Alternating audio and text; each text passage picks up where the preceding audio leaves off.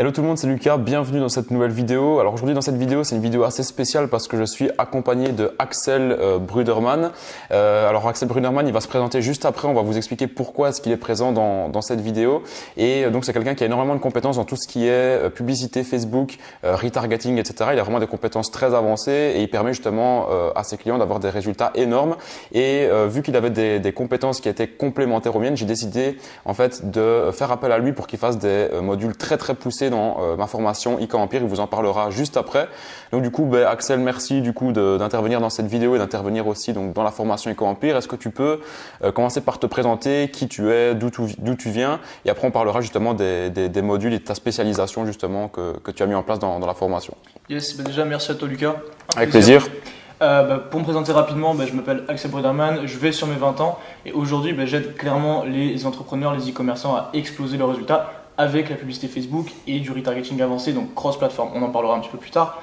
Mais voilà, l'idée c'est vraiment d'apporter du résultat concret et dans le cadre où je vais intervenir dans ta formation, c'est pour apporter encore plus de valeur aux membres présents, pour ouvrir de nouvelles possibilités sur l'e-commerce.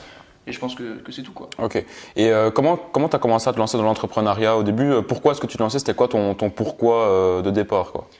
Clairement, en fait, l'entrepreneuriat, je pense qu'on l'a tous en soi un peu. Mais ce qui m'a vraiment tourné vers l'entrepreneuriat, c'est l'idée de liberté. C'est surtout, je commençais par me développer personnellement. Ouais. Puis c'est venu, en fait, je me suis dit, mais c'était inconcevable d'avoir un patron, tout simplement. Je parle pas la rébellion, etc. Mais je préfère être mon propre patron et assumer ce que j'ai à faire et me l'imposer moi-même. Donc voilà, c'est comme ça que j'ai commencé. Et ouais, ça fait à peu près 2 ans et demi que je me concentre vraiment sur Facebook. Ok. Donc, voilà. Et donc, tu as commencé vraiment en dropshipping. Et alors après, vu qu'avec les compétences que tu as bâties là-dessus, tu as commencé à monétiser tes compétences en accompagnant des gens, mais ça s'est passé différemment alors? Non, c'est pas passé comme ça en fait.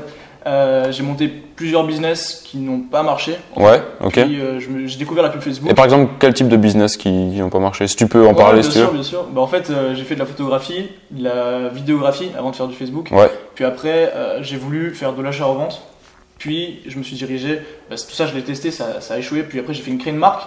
Donc j'ai pas commencé du tout par le dropshipping et j'ai fait de la pub pour ma marque de vêtements à l'époque sur Facebook. J'avais pas de formation, j'étais pas formé, mais ça me plaisait en fait. J'investissais tout mon argent dans Facebook. Puis j'ai compris qu'il fallait que je me forme parce que j'avais perdu plus de 5 000 € en fait. Ouais. Ouais, non, mais j'avais des petits retours, mais en fait j'ai appris comme ça quoi. Je comprends, d'accord, ok. Je me suis tourné vers l'e-commerce, mais plus tard et ainsi de suite, de fil en aiguille. Aujourd'hui, j'apporte des résultats à mes clients comme ça. Ok, c'est cool parce que tu as quand même su persévérer après pas mal d'échecs. Finalement, pour avoir perdu 5 000 €, c'est quand même pas rien, surtout quand tu as 18-19 ans, c'est quand même énorme.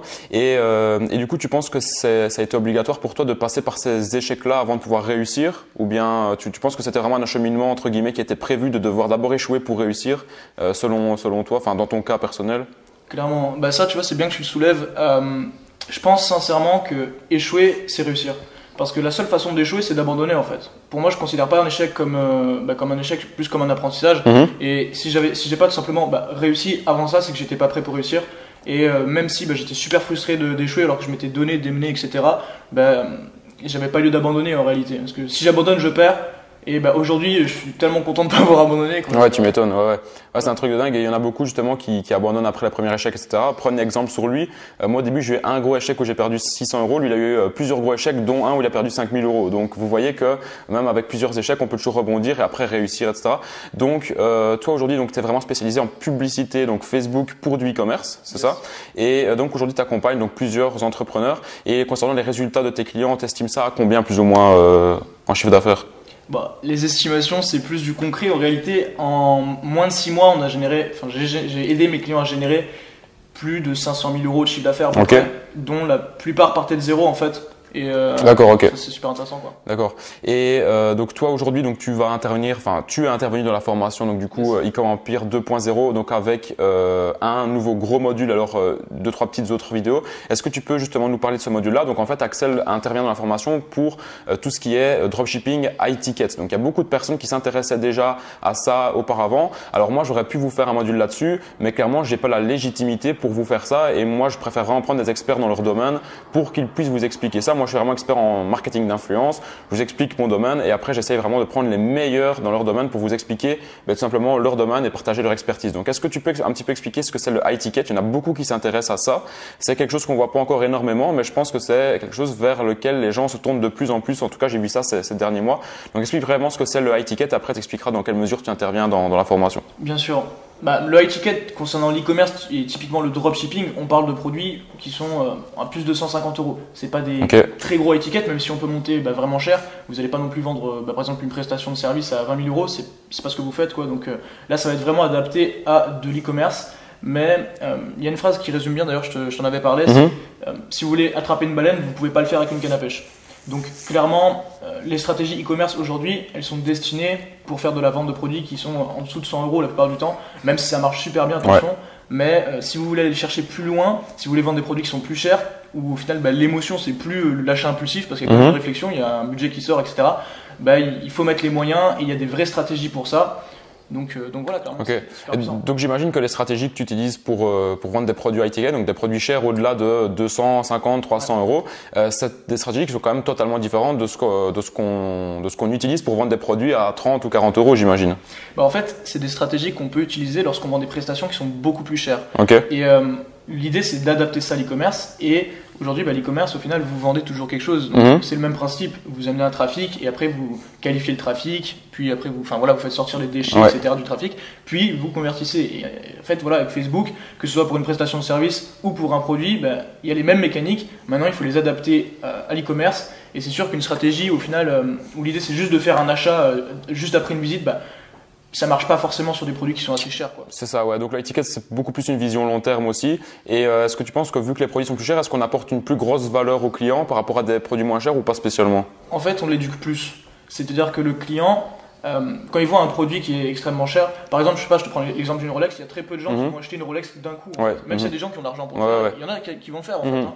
Donc oui, c'est une vision sur court, moyen terme surtout, long terme plus tard, mais les retombées on peut les avoir de suite. Mais c'est sûr que la stratégie, elle sera plus détaillé, sera plus avancé que juste pour vendre un produit à 50 €, c'est normal, quoi. Ouais. Et donc en fait avec le high ticket, tu as besoin entre guillemets de moins de clients pour générer le même chiffre d'affaires que par exemple au lieu d'avoir 1000 clients avec des petits produits à 20 €, tu en as besoin de beaucoup moins pour générer au final le même chiffre d'affaires. Donc ça passe donc par des stratégies différentes, etc. Donc que tu expliques du coup dans la formation. Et ça, je pense qu'il faut quand même être clair avec la communauté ici qui me suit sur YouTube.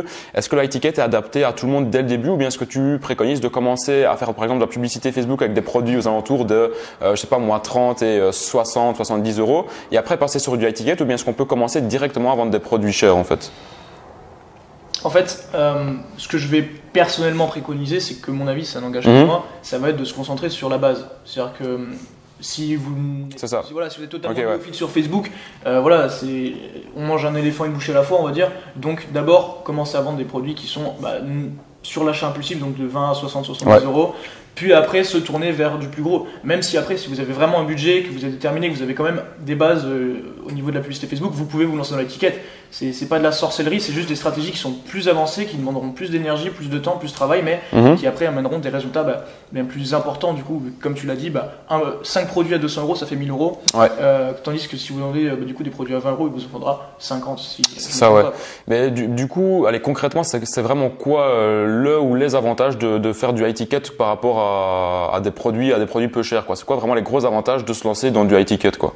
Il y en a plusieurs. Là, je vais en citer quelques-uns, juste comme ça, là, sur le tas.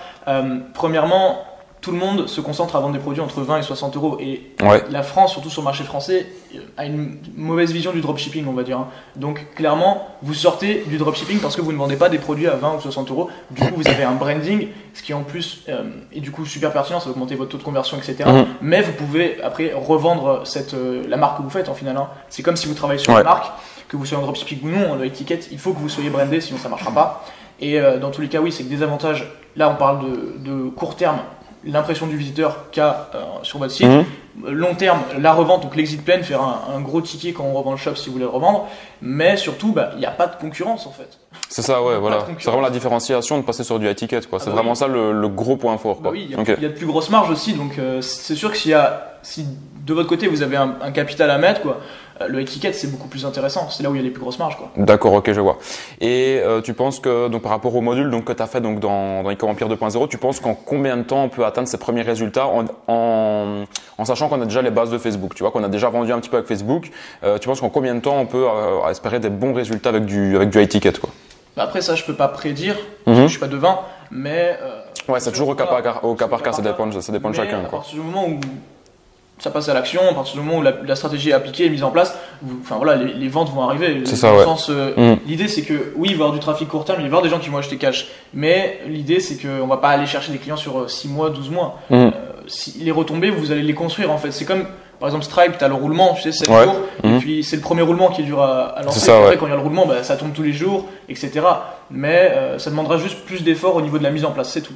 Ok, et on parlait des points forts, justement un autre point fort également qui me vient à l'esprit, c'est tout simplement le fait que tu as beaucoup moins de clients, donc moins de SAV à gérer, et ça c'est quand même un gros point fort parce que dans le dropshipping, quand on vend des petits produits entre guillemets à 20 ou 30 euros, le SAV c'est juste une dinguerie, tu es obligé de le déléguer tellement c'est abusé, tandis que là, c'est vrai qu'avec des produits plus chers, ça peut être beaucoup plus intéressant.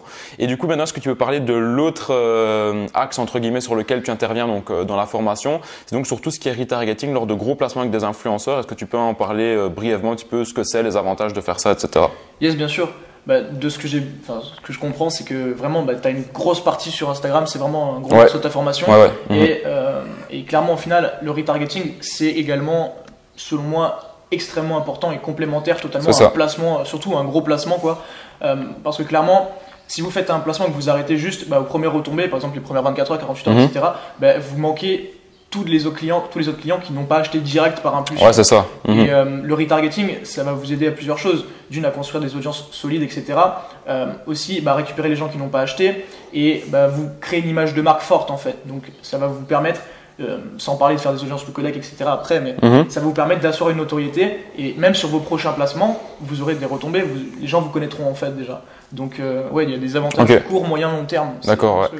Ouais, c'est vrai que dans la formation, il y a plus de 70 vidéos sur les influenceurs, donc c'est assez énorme. Mais là, on parle pas juste de bête retargeting avec Facebook. Donc, on parle de quoi là concrètement sur du retargeting sur quoi et comment brièvement quoi. Yes, clairement en fait l'idée c'est que Facebook, le retargeting, il y a des stratégies vraiment poussées. C'est-à-dire que au niveau des placements, ce sont pas les mêmes publicités qu'il faut montrer aux mêmes personnes parce que chaque client au final, en fonction de l'étape pour laquelle il s'arrête de sa commande ou de son passage sur le site, il n'est pas au même stade émotionnel, il n'est pas aussi chaud qu'un autre. Donc il y a l'adaptation des messages par rapport à Facebook, Instagram, les stories, Messenger.